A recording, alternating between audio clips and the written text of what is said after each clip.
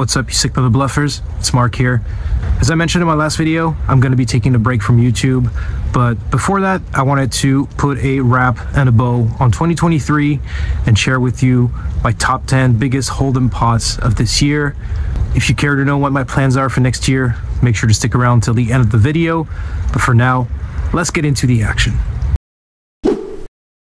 In this one, the button straddles to 5, folds to me in the big blind, and I look down at king queen offsuit.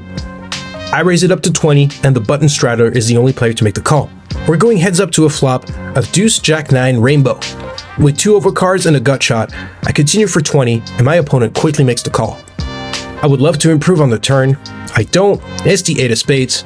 I don't really know what I'm trying to get a fold from. All I know is I want my opponent to fold.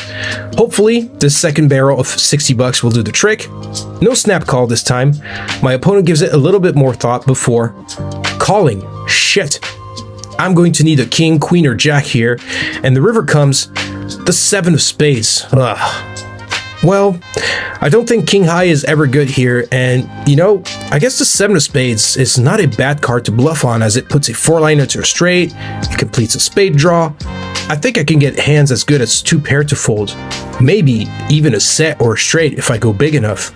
Plus, I know my image is on the tighter side. I haven't gotten out of line since the start of the session, so I think that grants me some extra fold equity. I load up a 3rd bullet and fire for 175. I relax a little bit when I fade the snap call. My opponent goes into the tank. Come on, man. Fold. Fold. Fold. Fold. 375. Fuck! Goodbye, 275 bucks. It was nice knowing you. In this hand, I put out the $5 button straddle. 3 players make the call, and I look down at ace 7 offsuit. I'm happy to check it back and see a flop for free. 4 ways to a flop of ace, king, 8, 2 hearts. Small blind leads for 10. There's a fold and a call. And once again, I decide to mix things up a little bit and raise to 40. And the small blind snap calls. Rest of the table folds, so we go heads up to the turn, and it's a beautiful one. It's the 7 of diamonds, giving me 2 pair. Small blind checks to me. Same opponent as the hand before. I know they like to call light, so when I turn top 2 here, I'm pretty much trying to play for stacks. I bet 90. Small blind tanks for about a minute before calling. Hoping for a clean river is the 6 of spades. Small blind checks, and I go all in for 232. My opponent goes into the tank for another minute before making the call. I announce 2 pair. Small blind says 2 pair is good, and I pick up a massive pot. In this one, there's a $5 button straddle. Both blinds make the call. I look down at ace king offsuit in the cutoff. I raise to 25. Button calls, and the small blind 3 bets to 120. It looks like they have about 250 behind. I'm going to go the straightforward route here and 4 bet all in. The button folds and the small blind makes the call. They show pocket queens. There's close to 800 bucks in the middle, and it's the classic flip, ace king versus queens. We agree to run it twice, and so we go heads up to board number 1, which comes 5, 4, 6. Turn is a 7. I'm going to need an ace or a king to win. We can also chop with a 3 or an 8, which would put a straight on the board. But the river comes a 10, and so my opponent wins the first half of the pot. Going to board number 2, which comes 3, king, jack. I take the lead. Turn is a 9, which gives my opponent some extra outs. They can now win with the river queen or 10. The river is another jack, and I'm going to take down the other half of the pot. I put out the button straddle. The big blind raises to 17. The action player in the low jack 3 bets to 65 before I look down at pocket aces. What a dream spot. Given the profiles of the players in the big blind and low jack, I'm going to deviate from a standard 3 bet and smooth call. Looks like the big blind is going to bump it up though, as they 3 bet all in for 366 bucks. Unfortunately, the action player finds a fold, and I obviously snap call. Big blind asks me how many times I want to run it. I tell them whatever you want to do. They say twice. I say sure. We go heads up to 2 runouts. I take the first one down. They unfortunately spike a king on the second one, and so we're going to chop. In this hand, there's a raise from middle position to 10. I look down at king jack offsuit from the small blind. The cutoff calls the 10. I make the call, and the big blind comes along. We go 4 ways to a flop of queen, 10, 9, rainbow. Boom! I flop the nuts. Being first to act, I check and flow, and sadly, action checks around. The turn comes to 5 of clubs, and I'm done checking. Time to put some money into this pot. I bet 20. The big blind raises to 70. The middle position player calls. I cannot believe it, but the cutoff 3-bet jams for 242. I act like I got a somewhat tough decision to make. Before I rejam for around 600 bucks, the big blind snap calls for 220 total. Middle position is going to get out of the way. So here I am, sitting on the nuts in the 3-way all-in. There's a little over 800 in the pot, and so we go 3 ways to the river, which comes to 10 of spades, pairing the board. The big blind quickly shows pocket. Sorry about that. Pocket 5s for a rivered full house. That's the main pot gone. I guess the crumbs in the side pot are coming my way. The cutoff shows 10.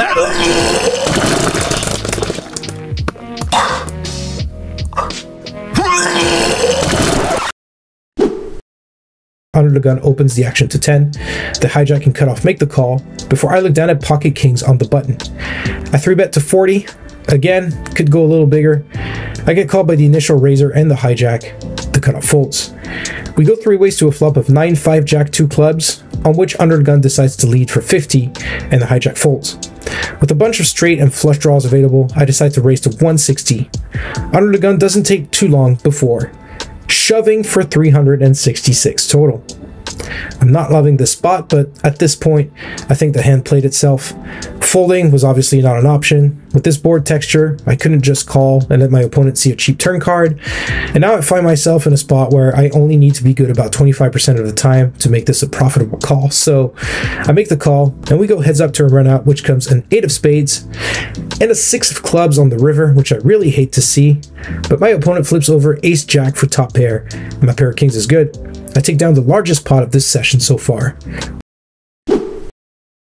I'm in middle position, and I look down at pocket kings. I open to 15, and the cutoff is the only player to make the call. We go heads up to a flop of 996 rainbow. I think this is the kind of flop on which I'm always going to bet for a small amount. I c-bet for 15, and the cutoff raises to 55. I could give you the whole what they could be doing this with, blah blah blah, but really it comes down to I have kings, I call. The turn brings the 10 of diamonds, which is super annoying because if they were bluffing with 7-8, they got there. If they were value cutting themselves with 10s, they turned the boat. I check and flow, and they continue for 80 bucks. I get the distinct feeling I'm being taken to Value Town, but you know when people tell you no one at 1-2 ever folds an overpair? Well, here's Exhibit A. It seems silly after calling a raise and a bet that I'm almost wishing for the river to be an ace or some card where I can find an easy fold. The river is no such card though. It's the king of clubs. I rivered the top full house. What the hell just happened? As played, I feel like my best play is to check for a 3rd time and let my opponent blast again. This time they fire for 220. I pause for a moment before sliding the rest of my chips in, 360 bucks, and the cutoff snap calls. There's $1,000 in the pot, and I sheepishly table my kings, knowing full well I most likely put a bad beat on my opponent. And it's unbelievable. They turn over king 9 for flopped trips and a rivered full house. I just hit a 1-outer in this $1,000 pot. In this one, the under the gun player limps, and just when I thought things were going good, look who shows up. Aw, shit, it's ace king. I raise to 15, and I get called by the cutoff and the under the gun limper. We go 3 ways to a flop of ace king 10, 2 diamonds. An eerily similar spot to my last ace king hand where I flop top pair on a pretty wet board. Under the gun checks to me. With no diamonds in my hand, I'm going to c-bet a little bit larger and make it 30 to go. The cutoff raises to 75. Ah, shit, here we go. Under the gun gets out of the way and it's back on me. Quick note on the cutoff player, I've never played with them, but they look like they spent the day out fishing. They've been pretty active at the table. I could be way off the mark, but I'm getting slightly degen vibes from them, and I just saw them take down a pot by 3-betting 9-8 suited preflop. I don't judge people by their appearance, I'm just making observations. All this to say, they could be doing this with a whole bunch of hands. I'm not folding top, I make the call. Heads up to the turn, which comes the 8 of hearts. Overall, a pretty good card as it makes it less likely that I was up against a set of 8s. I check and float to the cutoff, who bets 50 into a pot of 200. I'm not entirely sure what to make of this sizing. My read on the flop was that they were on a draw, which leads me to read this bet as them trying to set their prize to see the river and possibly keep the pot manageable in order to set up a river bluff. I think I played the hand okay up to this point. However, this is where things start going off the rails. I decide to check raise to 130. What the hell is the sizing? Well, I don't completely hate it. I guess if I was holding pocket kings, I'd do the same thing, trying to give draws a good price to call while drawing dead. But here my goal was more to shut the hand down and take the pot, in which case, yeah, it's way too small. Anyway, you're probably wondering, so how does the cutoff react to your check raise? They freaking 3-bet shove for 476 total. That's how they react. And what did I do? I decided to go with my read, put my big boy pants on, and call. Let's go to the run out. Really? Shit, yeah. Oh, that can. Nice one, bro. I put out the $5 button straddle, which the small blind calls. Big blind raises to 15. Under the gun calls. Action folds to me, and I look down at pocket kings. Wow. I 3-bet to 50. Small blind folds. The big blind 4-bets to 150. Under the gun folds, and it's back on me. Now, you're probably thinking to yourself, wow, what a great spot, getting 4-bet into when I've got kings, and you would be correct, but here's the thing. So far, I've only seen this player put piles of chips into the pot with a set, so my read is that they're playing pretty tight and more on the value side, and we're both pretty deep stacked. I started the hand with over 800 bucks and they have me covered. Poker gods, please don't let it be aces. I 5-bet to 375, which is barely above a min raise. I picked the sizing because I think I can maybe still get away if my opponent jams, but it doesn't come to that as they just flat call. It makes it less likely, but not impossible, that they have aces. There's close to 800 bucks in the pot. We go heads up to the flop of Jack, Jack 6, 2 clubs. At this point, I don't think I have any other option but to shove for my remaining 450. I take a deep breath, slide my chips in, cowering internally, praying not to get snap called. And thankfully I don't. In fact, my opponent pretty quickly folds, and they later told me they had ace-king. It starts off with a $5 button straddle, small blind raises to 17, big blind calls, under the gun calls, before I look down at pocket jacks. I 3-bet to 75, that's more like it. I get called by the small blind initial raiser and under the gun, which is a little bit curious. There's already over 200 bucks in the middle, as we go 3 ways to a flop. A 3 jack ace rainbow I flop middle set on an ace high board that likely hit one of my opponents. Both players check to me, and because at least one of my opponents most likely connected with this ace, I'm not going to be slow playing here. I continue for 100. The small blind check raises to 225. Think about grandma. Think about grandma. Under the gun folds, and I just call. We're going heads up to the turn, which comes the 8 of clubs, putting a flush draw on the board.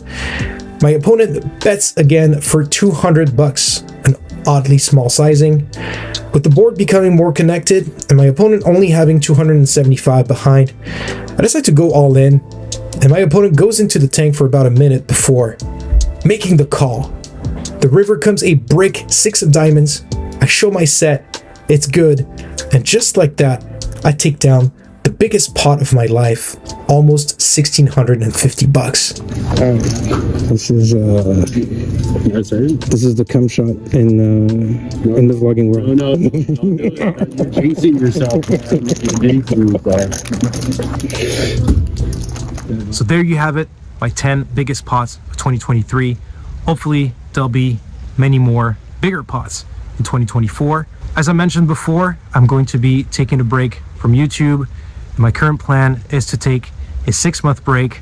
I want to thank everybody for the support so far, and hopefully you'll stick around, and I'll see you guys in 6 months. Have a great start of 2024. Good luck at the tables, and I'll catch you in the next one.